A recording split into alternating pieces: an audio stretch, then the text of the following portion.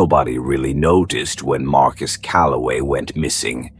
He lived out in the woods, past the second quarry. In the old shipping container he'd turned into something like a cabin. People saw him at the gas station once a month for smokes and groceries, and that was enough to call it a sighting. He didn't have a car, just rode his bike barefoot through gravel and ticks, even in the winter. He was one of those guys everyone knows exists, but nobody really talks about. Not in any meaningful way. It wasn't until the mailman reported his P.O. box overflowed for 2 straight weeks that someone thought to say something. Sheriff's deputies went out there, found the place abandoned. Fire still laid in the barrel stove, but there was no Marcus. No signs of struggle, no note, no clothes packed. Just gone. They searched for 3 days before calling it a cold case. That's how it started, I guess. At the time, no one knew Marcus was only the first. 2 weeks after, Caroline Beach vanished. She was 11 years old, just a kid. Last seen walking her dog, Samson, past the municipal park before dinner. Her dad, Hank, says he saw her from the porch heading down the walking trail. He went back to slicing potatoes and never saw her again. The dog came back, leash trailing behind him, paws bloody.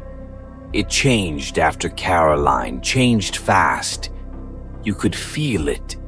The way dogs started barking at corners, the way the air just sat still, like the town was a closed room.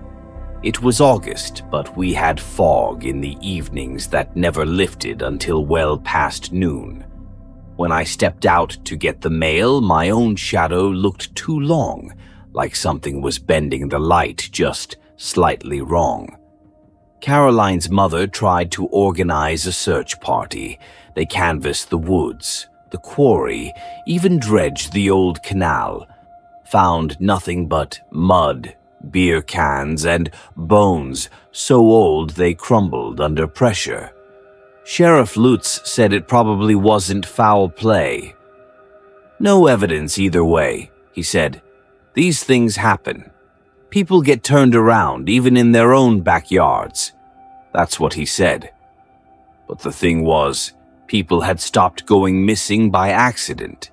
They were disappearing from locked rooms, from moving vehicles, from places with cameras. On September 3rd, a security guard named Elijah Weiss clocked in at the cement plant for the graveyard shift. The footage showed him parking his truck, walking inside. He did a patrol at 11:15, another at 1 a.m. Then nothing, just static, for 3 minutes. Then the footage returned. Elijah's flashlight was on the floor, spinning slightly. He was nowhere to be found. Never was. By the time the Crenshaw twins vanished, nobody was sleeping. I grew up with them, Hannah and Marie. 16, inseparable. They'd bike up to the Overlook most nights after supper, smoking clove cigarettes and whispering secrets into the dark. That night, their bikes were found leaning against the guardrail, headlights still blinking. One of the cigarettes was still burning in the grass. Their phones were on the ground. Both were recording. The footage shows nothing but night for the first few seconds. Then Hannah whispers something. It's hard to make out. Maybe, "Do you hear that?" And then there's this low, mechanical whine, like a generator underwater. A sound that doesn't belong to the woods or to any animal we know. And then screaming, but not theirs, just screaming. I stopped watching the news after that. Our town is called Kettering, population 1,906. At least it was. They haven't updated the sign. Maybe no one wants to go near it. I still go to work. Hardware store. Place called Darnell's down on Ridgeway. I take the long way now down past the old chapel, even though it adds 10 minutes to the trip. I don't like driving past the canal anymore. Too many things float there now. Too many things that don't look quite human. Mr. Darnell doesn't say much anymore, just stands behind the register and watches the parking lot. I think he's waiting for someone. We all are, really. I started marking disappearances in the back of one of the old ledgers. I kept it under the counter, pretending I was counting inventory. I gave each case a number, notes, possible patterns, locations. I tried to see if it all connected somehow. It didn't. The lines don't match up. There's no radius, no central origin, just a scatter of pins on the map, each one like a freckle on diseased skin. But there is one thing, one common detail.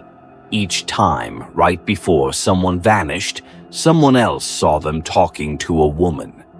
No one could agree what she looked like. Sometimes blonde, sometimes gray hair in a bun.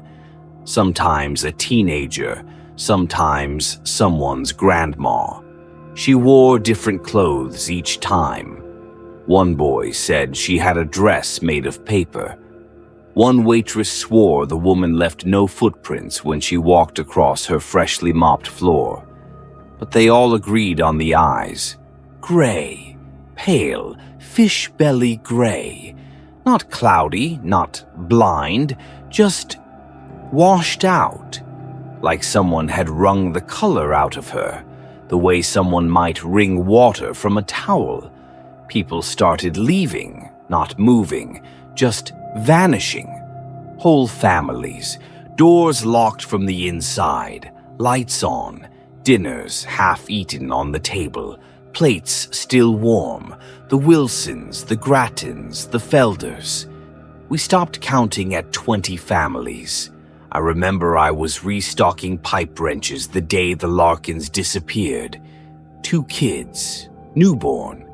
The whole place gone cold when the mailman saw the baby monitor lying out on the lawn, still hissing white noise. That night, someone knocked on my door. 3 times. Slow. I didn't answer.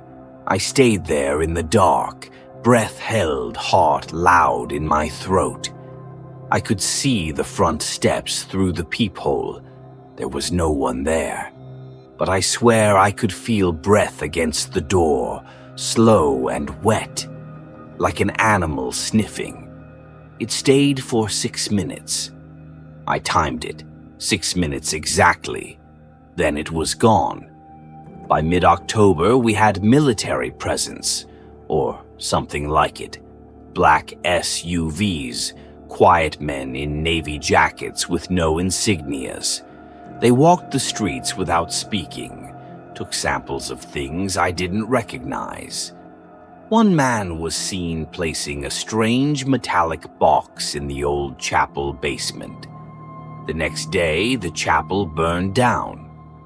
No one ever asked why. The local paper folded.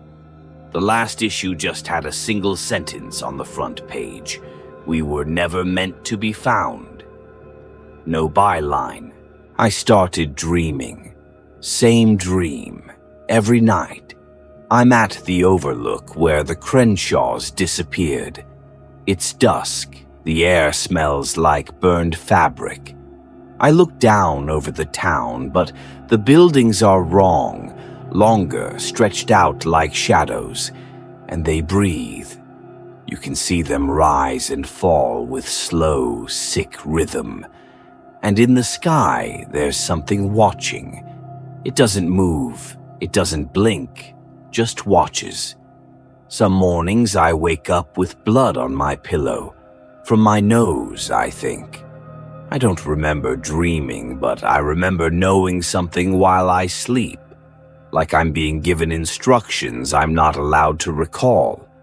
2 days ago, I wrote Kettering was never here in my own handwriting across my bathroom mirror. I don't remember doing it. I don't think it was a warning. I think it was a note to someone else. Yesterday, the street lights came on in the middle of the day, and they haven't turned off since. There's this low hum underneath them, like static. If you stand underneath long enough, you'll feel it in your teeth, like a voice you almost understand. I saw a boy from the high school standing under one, just listening. He hasn't spoken since. His parents tried to take him to the hospital, but the road out is gone. Literally gone. I drove up myself. There used to be a fork about a mile outside town, right where the trees start to thin and you see the power lines tilt down toward the old ridge. It's not there anymore. There's just trees, deep, thick woods that shouldn't be there. Trees older than this town. I drove into them for 2 hours and never saw another break in the green. When I turned around, the gas gauge was still full. I don't think we're in Pennsylvania anymore. Maybe we never were. Tonight I walked past the welcome sign, the one by the edge of town. Someone had changed it. Population. Underneath it, someone had scrawled 3 words in red spray paint. She is here. I think they meant the woman, the one with the gray eyes, the one people saw right before. She came to me last night. I didn't open the door, I didn't have to. She was in the room already. I don't remember her walking in. I just remember waking up and her being there, standing next to the window, watching the moon. Her hair was longer than it should have been. It moved like it was underwater. She smiled when she saw I was awake. Not kind, not cruel, just like a face waiting to be worn again. "Do you hear it now?" she asked. I didn't answer. She tilted her head. "You will. I think it's almost over. The air tastes like copper. The light in my bedroom flickers even when the bulb's out. I haven't slept in 29 hours, but I can feel my bones vibrating with some rhythm I don't understand. People keep disappearing, but they're not gone. I hear them sometimes. Behind the walls, in the space under the floorboards. They whisper in the static of my radio, in voices that sound like my mother's, my best friend's, my own. I don't think they want help. I think they want out. If you're reading this, maybe you found your way here somehow. Maybe you thought this was a town like any other. It's not. It never was. And if she speaks to you, if the woman with gray eyes finds you, whatever you do, don't listen. She only needs one more. Then the quiet takes everything. And then you'll understand. We were never alone. We just thought the silence meant safety. But it was only waiting to begin. I was 8 the first time I saw it. It was during one of those long, humid summers we used to spend at my Aunt Lydia's house upstate, the kind where cicadas screeched day and night, and the power blinked out every time it rained. Her house was an old colonial buried deep in the woods, more creaks than walls, and smelled faintly of cedar and mildew. I didn't mind it, not then. It was the kind of place where your imagination ran a little wild, but you were still young enough to laugh it off. One afternoon, while exploring the attic, I found it. A glass jar, cloudy with age, tucked behind an old trunk of blankets. Inside, floating in yellowing fluid, was an eye. Not a fake one either. It had those little pink threads on the back, The optic nerve, I guess. The iris was a pale, icy blue. I remember how it seemed to follow me as I moved, like it didn't appreciate being discovered. When I ran downstairs and asked Aunt Lydia what it was, she chuckled like I'd found an old Halloween decoration. "Oh, that? That's your Uncle Red's," she said casually, as if we were talking about a misplaced sock. I didn't know who Uncle Red was. No one had ever mentioned him before. "Redmond," she clarified, noticing my confusion. "My younger brother. He passed before you were born. That's just his old glass eye." I blinked. "Wait, so it's fake?" She hesitated for half a second. "Yes," she said. "Of course, fake." But I knew she was lying. I didn't have the words for it then, but I saw something flicker behind her smile, something like guilt or maybe fear. That night I had trouble sleeping. I kept imagining that eye still and floating in its jar, watching the ceiling of the attic. It didn't help that Aunt Lydia insisted on keeping the house dark. She said bugs got in when the lights were on. But I swear I heard noises upstairs, soft little clicks and shifting thumps, like someone was dragging their fingers across old wood. I didn't dare go back up there until the next summer. By then, I had almost forgotten about it. Childhood memories tend to fade, even the weird ones. But when we visited again, something felt different. Aunt Lydia was more withdrawn. The attic was locked. I asked her about it, and she just waved me off. "It's falling apart up there. Don't want you getting hurt." But I remembered exactly where the trapdoor was in the ceiling. I waited until everyone was asleep one night and used a broomstick to unlatch it. I climbed the old pull-down ladder, heart hammering in my chest, more excited than scared. At first, the jar was gone. In its place, resting on an old embroidered pillow, was the eye. Dry, out of the fluid, still intact. It shouldn't have been. Eyes rot, don't they? I mean, they're just flesh. And this one, it looked fresher than before. I could have sworn the pupil was dilated, like it was adjusting to the dark. I didn't touch it. I backed out of the attic and told myself not to go back. But over the next few days, things began happening. Little things, at first, like how I'd catch a flash of pale blue from the corner of my eye when I was brushing my teeth, or how I'd swear something was watching me from the trees outside the kitchen window. At night, when I tried to sleep, I'd hear the thump of something soft hitting the floorboards above my room. I told Aunt Lydia. She just smiled that tired smile of hers and said I had an active imagination. Then she leaned in and whispered something I didn't understand at the time. "It only needs one." I asked her what that meant, but she just walked away. After that, I started sleeping with the lights on. I couldn't stand the darkness. Every shadow looked like a person. Every creak felt like a step. Then came the dreams. They were always the same, pitch black with only one thing in front of me, the eye, hovering in the air, bloodless and cold. It would get closer and closer until I could see my reflection inside it. Then I'd wake up gasping, heart racing.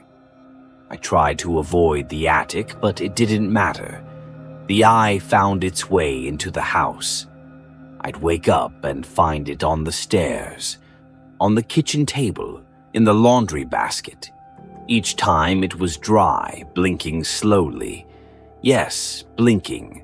The skin around the lid had returned, that raw pink flesh, like it was growing again. rebuilding itself. I stopped sleeping. I started locking my door at night. It didn't help. I'd wake up to find it on my pillow, resting beside my head.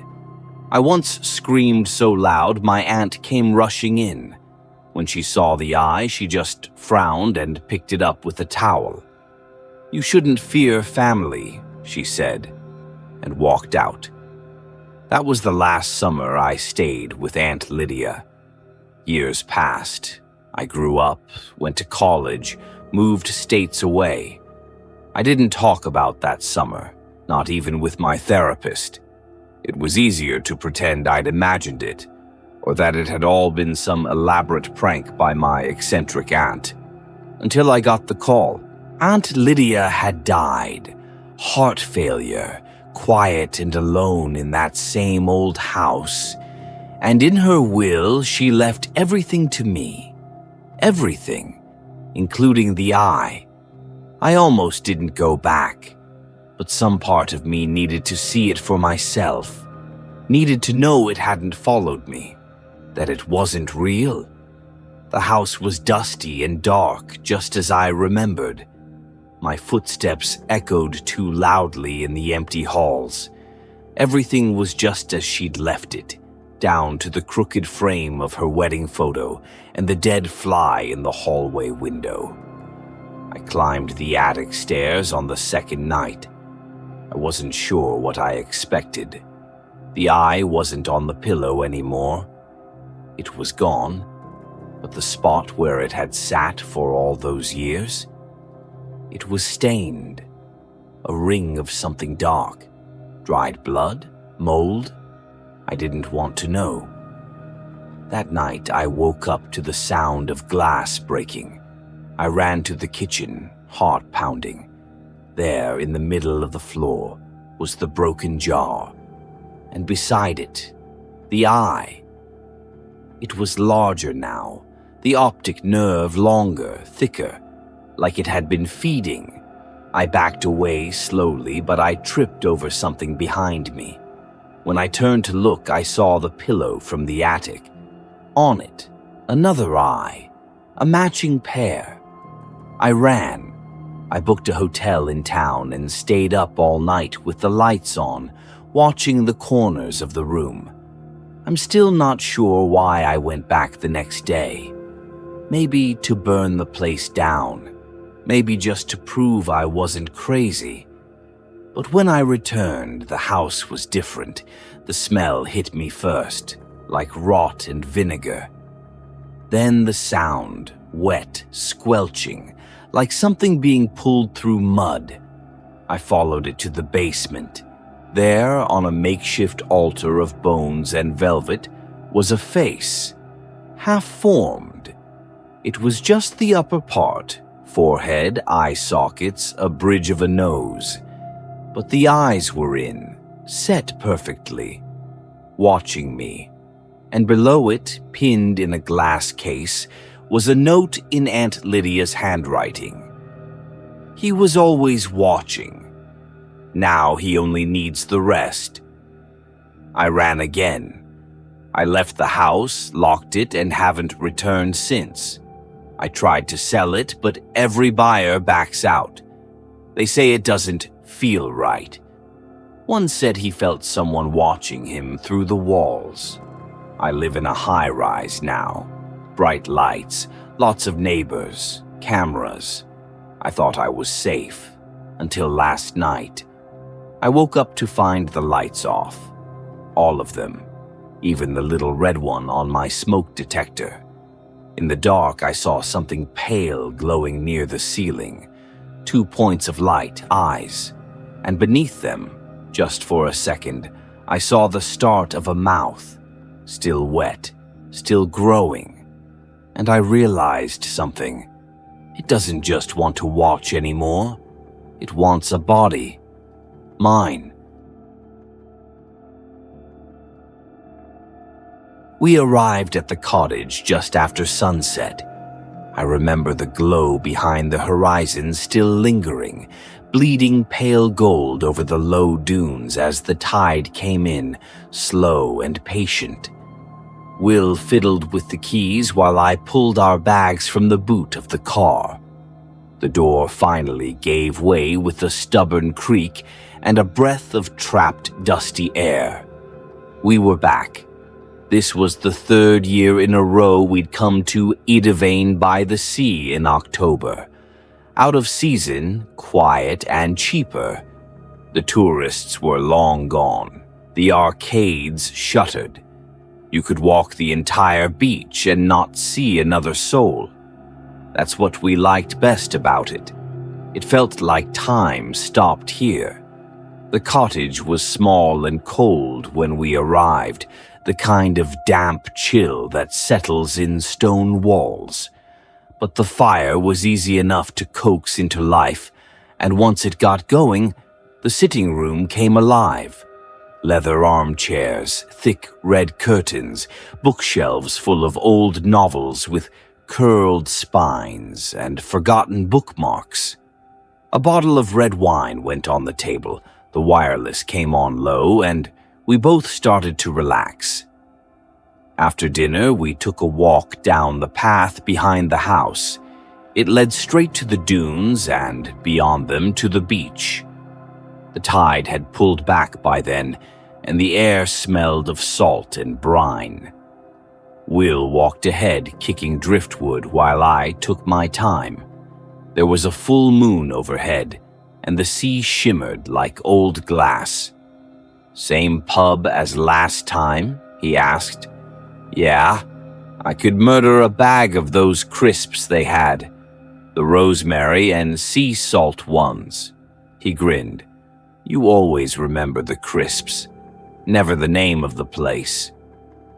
It was called the Gull's Head, half tavern, half museum, with stuffed birds on the walls and nets hanging from the beams. A roaring fire always burned in the hearth, and a chalkboard listed the same specials as the year before. Inside, it was warm and dim and full of the quiet clinks of locals nursing pints. We took the table by the window. A fruit machine blinked lazily in the corner, and I felt its pull at once. I always did. After the second glass of wine, I excused myself and crossed the floor to it. It accepted my coin without complaint.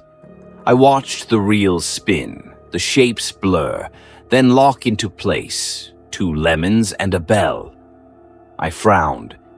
"Still chasing that jackpot," Will called from the bar. "You're down a $5." "Let me live my dream," I shouted back. He returned with our drinks, his usual pint of pale ale, and for me a rich stout. We settled into the rhythm of things, of being away from home, of time slowing to a crawl. When we walked back, the night was colder. The moon had vanished behind thick gray cloud, and a sea mist clung to everything. As we climbed the path through the dunes, I could hear the distant crash of waves and, strangely, a child's laughter, just one burst of it, far away. I stopped. "Did you hear that?" Will glanced at me. "What?" "A child, laughing." He paused, listened. "Nope, just waves. And maybe your imagination." I let it go, but I couldn't shake it. There were no families in Edavane this time of year. At the cottage, we brewed tea, and Will put on his ridiculous fleece pajama bottoms with little herring on them. I sat at the kitchen table, waiting for the kettle to boil, staring out the window into the garden that backed onto the dunes. Mist moved like fingers over the grass. And then, I swear, I heard it again. "Help us." It was barely a whisper, a breath behind the glass. I froze, staring at the dark pane. "Will?" I called. "Upstairs." "You coming down soon?" "Just brushing my teeth. You all right?" "Yeah," I lied. "Kettle's boiled." I made our tea with shaking hands, convinced now I'd imagined it. Just the wind, or maybe the boiler. Anything else? I avoided looking outside again, but when I carried the mugs up and passed the mirror on the stairs, something caught in my throat. For half a second, no more, I saw another face beside mine. Small, pale, watching. I didn't sleep that night. It was 2:34 a.m. when I next checked the clock. Will was snoring. I lay there with my eyes open, heart thudding. I needed water, badly. The floorboards creaked as I crept down.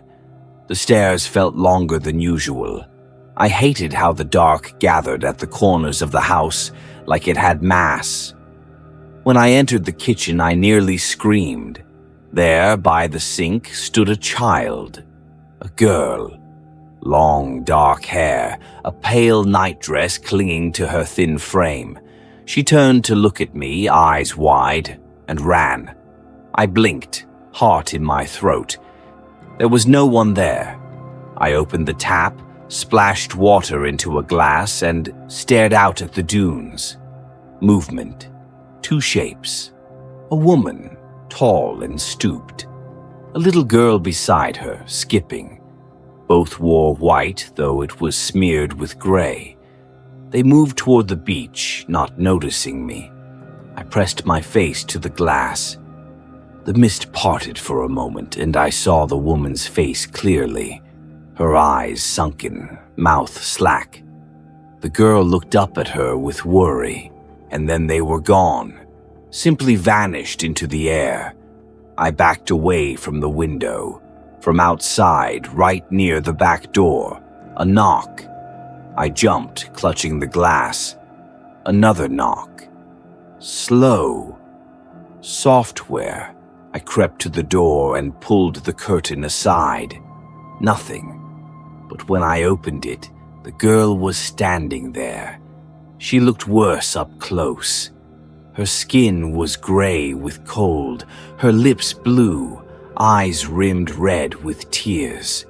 She didn't speak. She just looked up at me with that impossible face. Behind her, the woman appeared, silent and unmoving. "We need help," the girl whispered. I couldn't breathe. I reached out, and she darted inside. "Wait!" I shouted. Where are you going?" She was already gone, running up the stairs. I turned to the woman, but she was gone too. I ran inside, locking the door behind me. The house was deathly quiet. I crept up the stairs. The door to the bedroom was closed. Will snored behind it, undisturbed. I searched every room. No sign of the girl, no footprints, no sound. It was like she'd melted into the walls. In the morning, I told Will everything. He tried to be kind about it, though I could tell he didn't believe me. He suggested I'd had a bad dream. "You've been under stress," he said, sipping coffee. "In this place, you know, it gets into your head." I nodded. Maybe he was right. Maybe I was sleep-deprived and grieving more than I thought. That evening, I didn't drink. I didn't touch the slot machine. We sat in the pub and I stared out the window, waiting. She came again. I saw her near the fireplace between two groups of people. Her eyes found mine. She mouthed something. "Find us." And then she vanished again. I stood, knocking my chair over. Will rushed to me. "Did you see her?" I nodded, tears stinging my eyes. "She's asking for help." That night, the dream came. But it didn't feel like a dream. I saw a small house, half buried in sand at the foot of the cliffs. I saw a man, drunk, furious, screaming at a woman and a child. The girl tried to run. The fire iron swung. She fell. The mother screamed. The man struck again. Later, under moonlight, he dragged them. He buried them in the dunes, where the sea would never reach. A crude cross stood for a time, then vanished beneath shifting sands. When I woke, I knew where I had to go. I didn't tell Will. I slipped out just after 4 a.m., carrying a flashlight and the small folding spade we kept for beach trips. The wind howled as I crossed the dunes. There, beneath the twisted driftwood tree that looked like a claw, I began to dig. An hour passed. My arms burned. My breath came in short bursts. Then, I hit something. Wood. No, not wood. Cloth. I scraped gently with my hands, a small, delicate ribcage half intact. Nearby, a thinner arm bone, and beneath that, a ring. Silver, carved with initials. I fell to my knees. From the top of the dune, a pale light began to glow. I looked up. The woman and the girl stood there. They looked peaceful now. The girl smiled. "Thank you," she said, and together, hand in hand, they walked down toward the sea, fading like mist in the morning sun. We left Edaveni the next day. Will didn't ask why. I think he knew. I haven't been back. But sometimes in the middle of the night, I hear gulls crying and waves crashing, and the faint laughter of a little girl carried on the wind, as if she's still skipping even now, free at last.